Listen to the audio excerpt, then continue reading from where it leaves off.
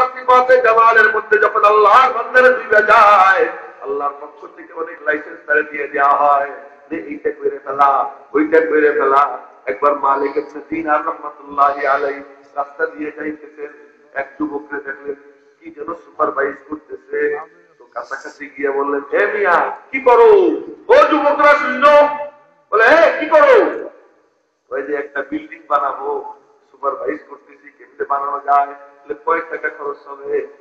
1 লাখ দিরহাম। আমারে 1 লাখ দিরহাম দিয়ে দাও, আমি তোমার জান্নাতে একটা বাড়ি দিয়ে দেই। মালিক ইবনে দিনার রাহমাতুল্লাহ আলাইহি বললেন, যুবক বলে, ঠিক আছে আমি একটু চিন্তা ভাবনা করি, আগামীকাল সকালে এসে। উনি সকালবেলা গেছেন, যুবক টাকা থইলে নিয়া একটা কাগজ কলম নিয়ে দাঁড়িয়ে নিছে। মালিক ইবনে দিনার যাওয়ার সাথে সাথে তার হাতে টাকা থইলে দিয়া কাগজ হাতে দিয়ে কলম দিয়ে বললেন যে লিখে দেন, আমার থেকে 1 লাখ দিরহাম দিলেন, বিনিময়ে আমাকে জান্নাতের লিখে দেন। দেখছো নি কারে কয়? আরে সুবহানাল্লাহ। তো মালিক ইবনে দিনার রাহমাতুল্লাহি আলাইহি ওই কাগজের মধ্যে লিখে দিতেছেন যে আমি এই যুবকের থেকে 1 লাখ দিরহাম নিয়া মাওলার পক্ষ থেকে তারে একটা জান্নাত দিয়ে দিলাম। ওনার নাম দস্তখত কইরা ওই কাগজ যুবক নিয়া টাকা থইলে দিয়া ওনাকে বিদায় করে দিছে। বেশ কিছুদিন পর মালিক ইবনে দিনার রাহমাতুল্লাহি আলাইহি দামেস্কের জামে মসজিদে, ওই সিরিয়ার দামেস্ক নগরী দামেস্কের জামে মসজিদে জুমার খুতবা দিচ্ছেন। এমন সময় একটা কাগজ ওনার কাছে উড়ে গিয়ে পড়লো।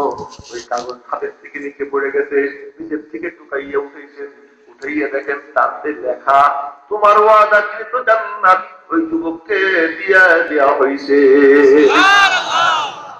ওই কাগজ পকেটে রাখলেন, কাউকে কিছু বললেন না। নামাজ শেষ করে ছুটে গেলেন ওই যুবকের বাড়িতে। গিয়ে দেখেন কালো পতাকা উঠতেছে।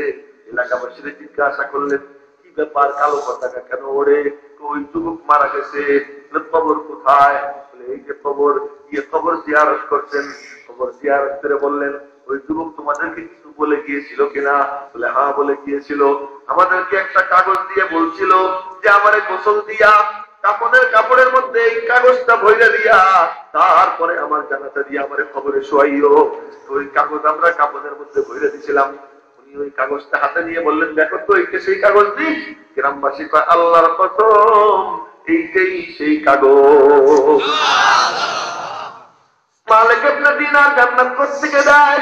বলে মাওলার সিফাতে জামালের মধ্যে যখন ডুব দেয়, মাওলার সাথে খাতির হয়ে যায়, মাওলা তার নেক বান্দাদেরকে মাঝে মাঝে লাইসেন্স দিয়ে দেন। ওই লাইসেন্স অনুযায়ী কাজ করে। তো বলতেছিলাম